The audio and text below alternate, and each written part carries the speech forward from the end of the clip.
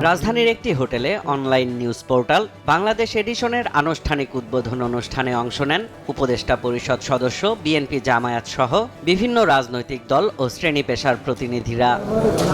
এতে ভার্চুয়ালি যুক্ত হয়ে বক্তব্য রাখেন বাংলা এডিশনের চেয়ারম্যান প্রবাসী সাংবাদিক ইলিয়াস হোসেন, সাংবাদিক জুলকারনাইন শায়ের, অনলাইন অ্যাক্টিভিস্ট পিনাকি ভট্টাচার্য ও কনক সারোয়ার।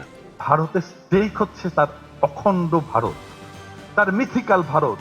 সেই সব মিথিক্যাল ভারত থেকে পুনর্নির্মাণ করতে চায়, যেভাবে হোক, হয় আমাদের পদানত করে অথবা গ্রাস করে। এক বছর আগের সবার যে ঐক্য, সবাই যে ঐক্যবদ্ধ হয়েছিলেন বাংলাদেশকে রক্ষায়, তার থেকে আমরা বিচ্যুত হচ্ছি। সুযোগ নেওয়ার জন্য বসে আছে বিতাড়িত হাসিনার সৈনিকেরা এবং আরো অনেক সুযোগ সন্ধানী মহল। বাংলা এডিশনের শুভেচ্ছা কামনা করে বক্তব্য রাখেন বিশিষ্টজনেরা। দেশের ভবিষ্যৎ নিয়ে সম্ভাবনা ও শঙ্কা জানান তারা। দেশটিকে আমরা গড়তে পারি।